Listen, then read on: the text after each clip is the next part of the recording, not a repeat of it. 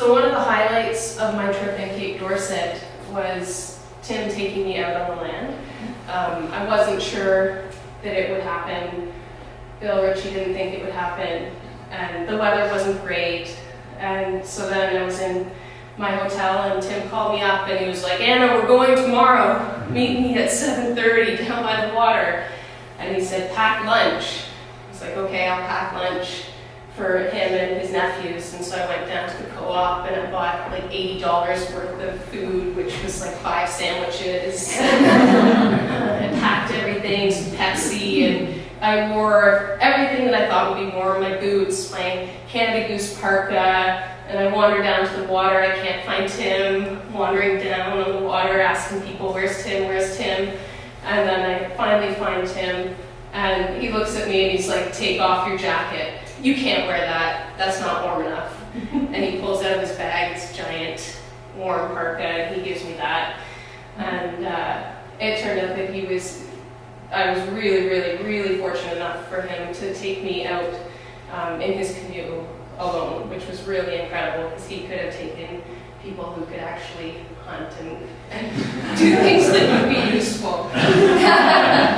But he wanted to show me his office, and so that was just an amazing day. And a few days before in the studio, he came in and he was like, "Open your hand."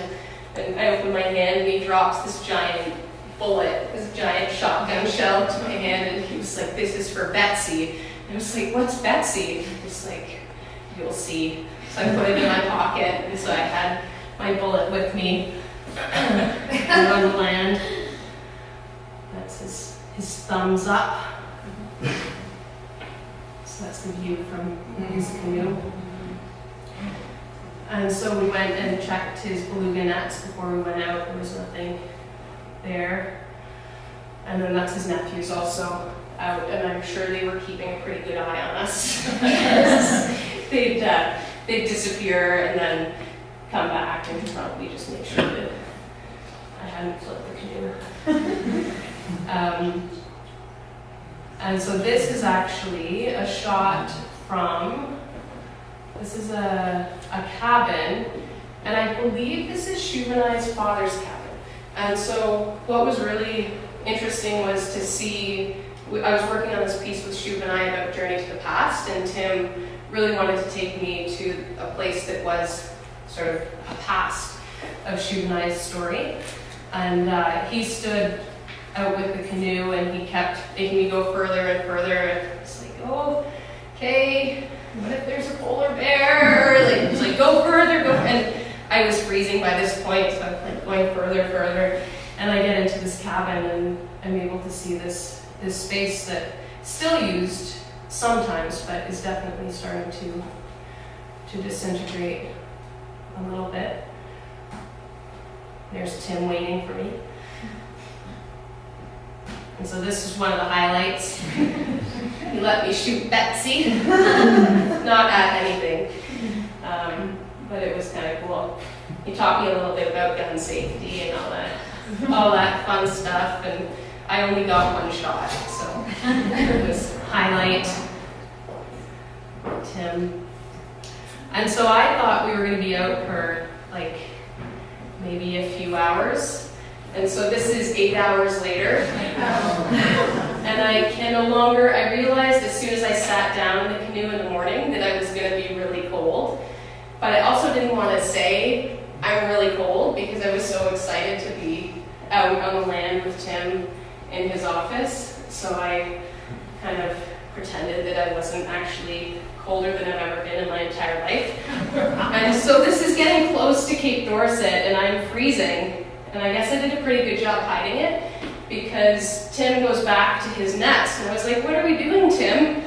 He was like, "We're going to clear the nets of the seaweed." And I was like, "Can I have some gloves? It's freezing cold water." He was like, "Sure you can." And he gives me nitrile plastic gloves. And then we start to pull up the nets with seaweed, and it's freezing, but I warmed up a little bit, and there were no belugas in there.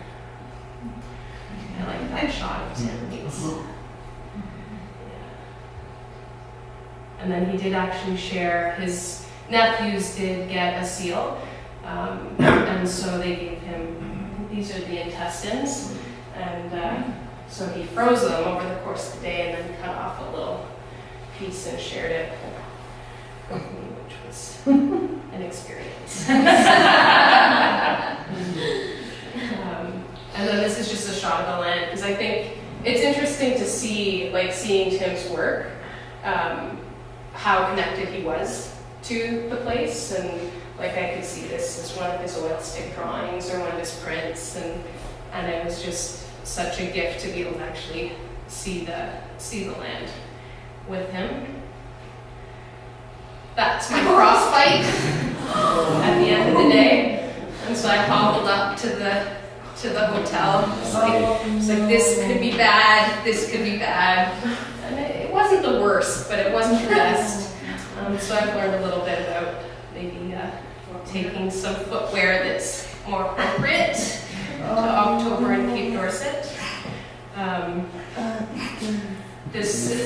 did not hunt this, but this is Tim's family was actually skinning out polar bear in Cape Dorset. So I think it's just an amazing shot of the connection to the land and the place.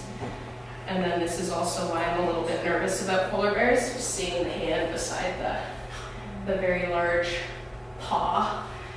And I did ask what would happen if I saw a polar bear in town, and I was told that people would be banging on the window and they'd be like, get inside, get inside. And I hope that would be the case. So it was just such an experience to work in the studio, to see the artists working right there, to see the studios that are so well equipped as well, and to be able to produce prints with Shuvenai